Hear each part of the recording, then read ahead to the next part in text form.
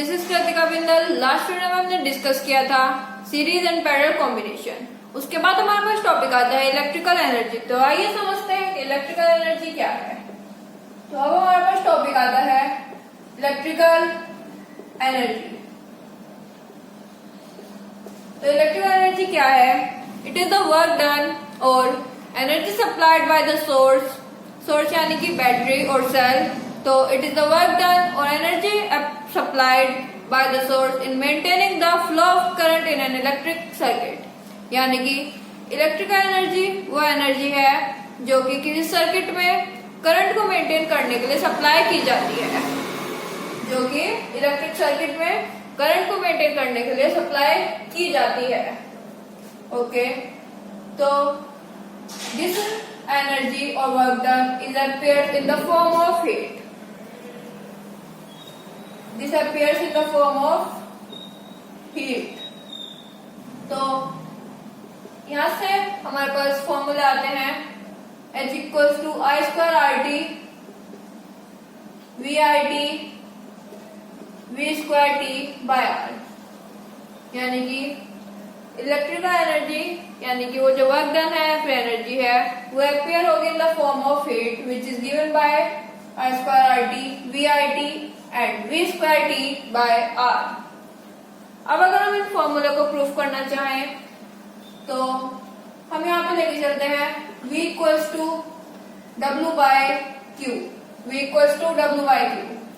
तो यहाँ से हम वर्क डन की वैल्यू निकालेंगे V Q. Work done equals to V Q. अब V होता है हमारा ओम्स लॉ से IR, V equals to IR and Q equals to IT। तो हम वैल्यू पुट करते हैं V equals to IR and Q equals to IT। तो ये हो जाएगा हमारा I स्क्वायर RT। और वर्क डन हमने बोला कि एम्पियर होगा हीट की फॉर्म में, तो H equals to I square RT। अब फॉर VIT W इक्वल्स था VQ। अब यहाँ पे हम V की वैल्यू नहीं रखेंगे, सिर्फ Q की वैल्यू रखे अगर हम तो VIT H equals to VIT। अब अगर हम इस फॉर्मूले की बात करें V square T by R, तो जो ये फॉर्मूला है H इक्वल्स टू VIT, इस फॉर्मूले में हम I की वैल्यू रखेंगे ओम्स लॉ से, यानी कि V इक्वल्स टू IR से I की वैल्यू आ जाएगी V बाय R। तो यहाँ पे I है V बाय R और इनटू टाइम, तो ये बन गया हमारा V square T by R। तो यहाँ से हमारे तीनों फॉर्मूले प्रूफ हो गए।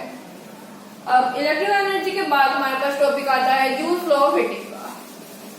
अब हमारे पास इसके बाद हमारे पास टॉपिक आता है जूल्स लॉ ऑफ हीटिंग, या फिर इसको हम बोलते हैं Joule's heating effect. Joule's law of heating और जूल्स हीटिंग इफेक्ट। तो जूल्स हीटिंग इफेक्ट क्या है? According to Joule's law of heating, heat in a resistor is directly proportional to the square of the current, resistance and time in which the current flows। यानी कि heat यानी कि H is directly proportional to I square RT। अब अगर proportionality का sign हम उठाएंगे तो यहाँ पे हमारे पास एक कांस्टेंट आएगा K I स्क्वायर RT, जिसको हम लिख देंगे H equals to I square RT, क्योंकि जनरली K की वैल्यू लेके चलते हैं हम 1।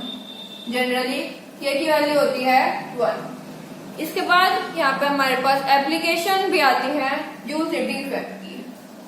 जूल्स हीटिंग इफेक्ट की एप्लीकेशन यानी तो इसमें है हमारे इलेक्ट्रिक आयरन, हीटर, गीजर और भी बहुत सारी हैं। इसमें से एक आती है हमारे पास फ्यूज। एक आती है फ्यूज। फ्यूज क्या है? फ्यूज हमारा एक सेफ्टी डिवाइस है जो कि किसी इलेक्ट्रिक सर्किट में अप्लायंस से पहले कनेक्ट होता है इन सीरीज कॉम्बिनेशन। यहाँ पे फ्यूज की प्रॉपर्टीज हमारे पास आती हैं। दो प्रॉपर्टीज फ्यूज की हैं, हाई रेसिस्टिविटी और हाई रेजिस्टेंस हम बोल सकते हैं high resistivity and second property है हमारी low melting point. Low melting point. अब हमने बोला फ्यूज हमारा सेफ्टी डिवाइस है, तो जो फ्यूज है वो इलेक्ट्रिक सर्किट में ये इंश्योर करता है कि ज्यादा अमाउंट ऑफ करंट फ्लो ना करे, ज्यादा अमाउंट ऑफ करंट फ्लो ना करे, इसलिए इसके पास हाई रेसिस्टिविटी और लो मेल्टिंग पॉइंट होता है। अगर अप्लायंस से ज्यादा कैपेसिटी का करंट फ्लो हो जाएगा तो जो फ्यूज है वो मेल्ट हो जाएगा, फ्यूज हमारा मेल्ट हो जाएगा। जनरली 2 रेटिंग के फ्यूज हमारे पास आते हैं जो कि हम यूज करते हैं 5 ampere and 15 ampere, 5 ampere and 15 ampere. इसके बाद हम बात करेंगे पावर की, इसके बाद हम बात करेंगे पावर। पावर क्या है? P equals to electrical energy dissipated or consume, electrical energy consume upon time.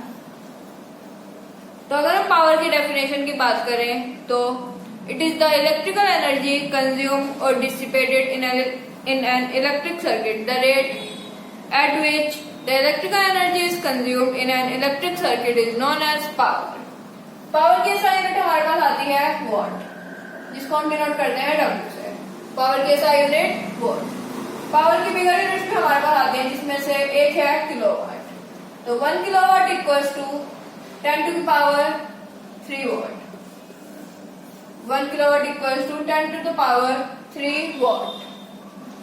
अब अगर हम पावर के फॉर्मूले की बात करें तो P equals to VI I square R and V square by R, ये 3 फॉर्मूले भी हमारे पास आते हैं। अब ये फॉर्मूले हमारे पास कैसे आए? क्योंकि हमने पढ़ रखा है पावर इक्वल्स टू W बाय T, यानी कि power equals to work done upon time. हमने बोला था जो वर्क डन है वो एज हीट एम्पियर होगा, एज हीट एम्पियर होगा। हीट के फॉर्मूले हमारे पास थे I square RT, V square T by R and VI T। अब अगर हम ये फॉर्मूले यहाँ पे रखेंगे तो P इक्वल आ जाएगा I square RT upon T, T से T cancel, I square R। Again for this V square T by R and upon time, तो इनटू में time V square by R। For VIT upon time, तो P equals to VI। तो यहाँ से 3 formula हमारे पास आए, P equals to VI I square R and V square by R। अब इसके बाद हम अगर इस फॉर्मूले से देखें तो इलेक्ट्रिकल एनर्जी यानी कि E इक्वल हमारे पास आ रहा है power into time, power into time यानी कि P इंटू T। ये फॉर्मूला हमारे पास आता है E equals to P into T। Electrical energy की कमर्शियल यूनिट हमारे पास होती है, commercial unit of electrical energy is kilowatt hour, kilowatt hour, यानी कि इस फॉर्मूले में पावर हमारी किलोवाट में है और टाइम हमारा आवर्स में है। पावर किलोवाट में और टाइम आवर में। This is for numericals. अब अगर पावर हमारी वॉट में हुई तो हम लगाएंगे P into T upon 1000, P into T upon 1000, ताकि पावर हमारी किलोवाट में चली जाए। तो यहाँ पे भी यूनिट हमारी सेम ही रहेगी, kilowatt hour, kilowatt our. So this chapter has been completed.